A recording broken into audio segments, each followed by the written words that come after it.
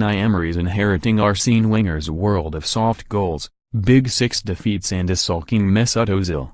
Unai Emery looked up to the sky above Stamford Bridge and screamed a scream that was probably heard down the Fulham Road. "This is what Arsenal can do to you, mate.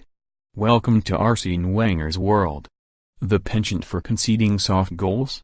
Tick. The flowing football that eventually counts for nothing? Tick. A sulking Mesut Ozil? Tick. Yet another defeat against one of the Big Six? Tick. The inside of Marcos Alonso's left boot, criminally swinging unchallenged, had just rendered Arsenal's stirring fight back irrelevant, and Emery arched back and howled. There will be plenty more to frustrate him, no doubt, because while Arsenal might point to a stack of missed chances and might highlight the spirit and style that got them back into the game at one point, there are immediate and long-term factors that highlight the scale of the job Emery faces.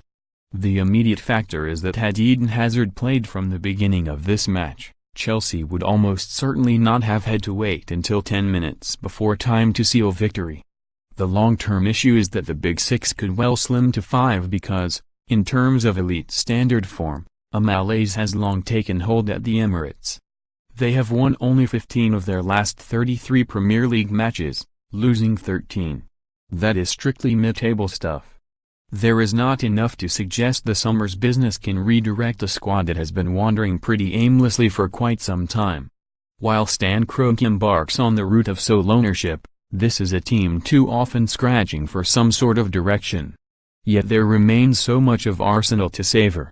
Not their defending, obviously, although Pedro's opener rode as much to a fundamental flaw in the offside rule as it did to meandering resistance.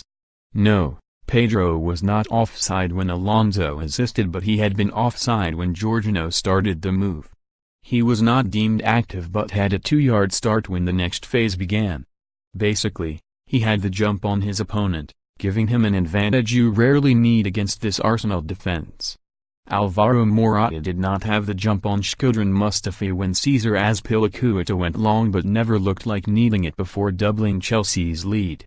Mustafi's tractor-pulling chase never looked likely to succeed, and Morata switched inside far too comfortably. And beat a wrong-footed Petr Cech far too comfortably. It was not an obvious error, but it smacked of a keeper not as reflex-sharp as he once was. There were 1 or 2 notable saves, but Arsenal's vulnerability starts with Cech, burdened with his new short passing duties. Of course, vulnerability streaks through the team because this is hardly an outfit that defends from the top. What the likes of Henrik Mkhitaryan lack in defensive urgency, though, they almost make up for in attacking panache. It is easy to see why Jose Mourinho tired of Mkhitaryan, especially when he scoops a sitter into the stands as he did before putting Arsenal back into proceedings with a low drive that probably should not have beaten a keeper costing north of £70 million. But the direct, decisive Mkhitaryan that set up Alex Ibe's equalizer should be a valuable long-term asset to Arsenal. Whether Mesut Ozil stays one remains to be seen. Prisoners walked to the gallows faster than Ozil walked to the bench when he was hooped in the second half. Yes, he can be disappointed, and the Chelsea clincher was scored after his withdrawal, but his lip-quivering misery sent out the wrong message. It sent out a negative.